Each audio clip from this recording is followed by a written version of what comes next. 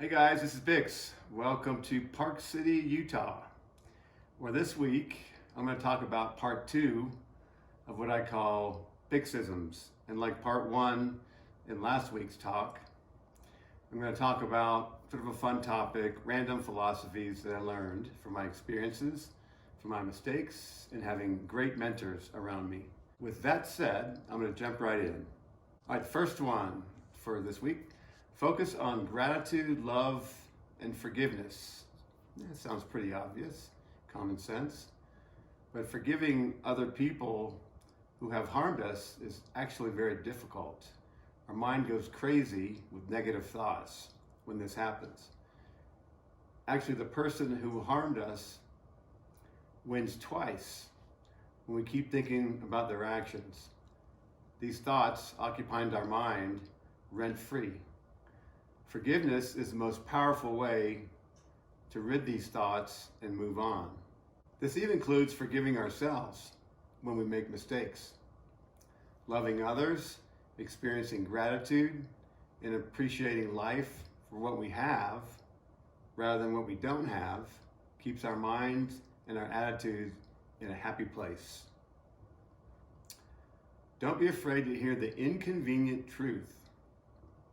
Quick question, how defensive are you? Have you ever had a trusted friend tell you what you needed to hear rather than what you want to hear? Real friends tell you what you need to hear. Often this inconvenient truth will help you improve and keep you from making a major mistake. But first, we must listen. And it often stings when we first hear it. My wife often tells me that I was too hard on someone.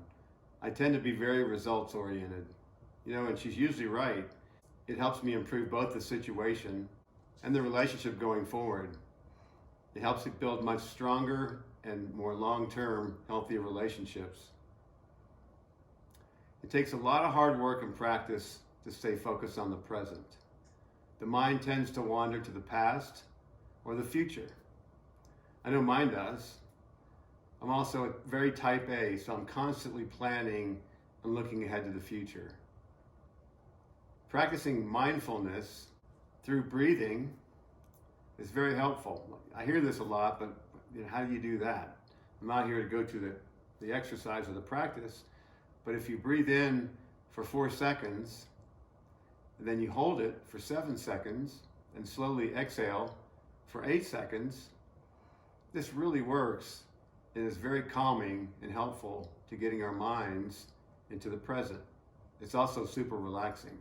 I went to a seminar last week, and one of the guys told me that I need to implement this into my life for 1 minute, 5 times a day. The fourth BiXXism is we have the power over our mind, but not over outside events. The sooner we realize this, the happier we will be. The only thing we can control is how we react to outside events. We can control our attitude and our thoughts, but we can't control outside events or sometimes what happens to us. Life throws many things at us that we cannot control. Focus on what you can control and let go of what you can't control. Okay, how many times have you thought about what you can't do? I can't do this, or I'm not able to do that. Always making some kind of an excuse. That's just negative self-talk. Focus on what you can do and get help on what you can't do. But mostly get super focused on what you can do because it changes your mind on what it takes to accomplish the task or the goal that you're after. When I hear a no, or I can't do that, for me, that's when the fun begins. That's when I get to work. It just drives me crazy when I'm talking to someone about solving a problem and I hear, I can't do this, or I can't do that. I always tell them, let's focus on what we can do. It totally changes the momentum of the conversation to the better. There's tremendous power in what we tell ourselves. Expectations breed reality. One of my favorite quotes is life belongs to the askers. If you want something, then ask for it. It surprises me how many people want something but are afraid to ask for it. If the answer is no, then you're no better or worse off than where you were before. Think about it. Most people enjoy the feeling they get from helping someone else.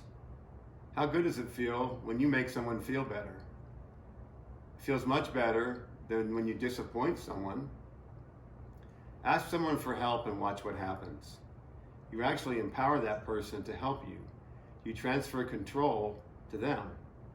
Your chances of getting what you want, if it's reasonable, are much greater for a positive outcome than a negative outcome. So life truly does belong to the askers.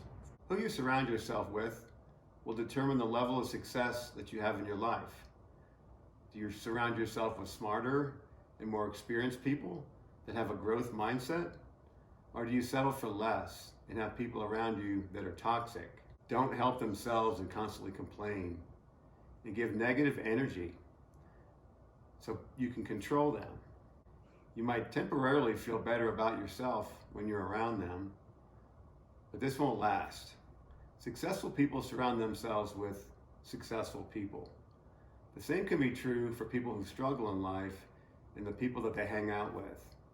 Steve Jobs, the founder of Apple, once said that high achievers don't like low achievers, and low achievers don't like high achievers. So that makes it easy to gravitate towards people who don't challenge you. If you want to improve an area of your life, then you want to surround yourself with people who are more experienced and smarter than you in that particular area. And last of all, I could write an entire book on this. All humans are meant to be in motion, not stationary. Daily exercise, eating healthy nutritional foods, low sugar, and getting plenty of sleep is so important to leading a happy and healthy life. Nobody is exempt from this. So if you don't regularly follow a healthy lifestyle routine, then it is guaranteed that it will eventually catch up with you or adversely affect the quality of your life and eventually shorten your life. No escape. It happens to everyone. So in part 1 and part 2, I talked about 15 BiXXisms, favorite philosophies in life that are very important to me. I hope a few of them have resonated with you so you can make some positive changes in your life. So until next week, this is BiXX signing off, and I'm pretending I have a glass of wine in my hand. So remember, it's never too late to reinvent yourself. Cheers.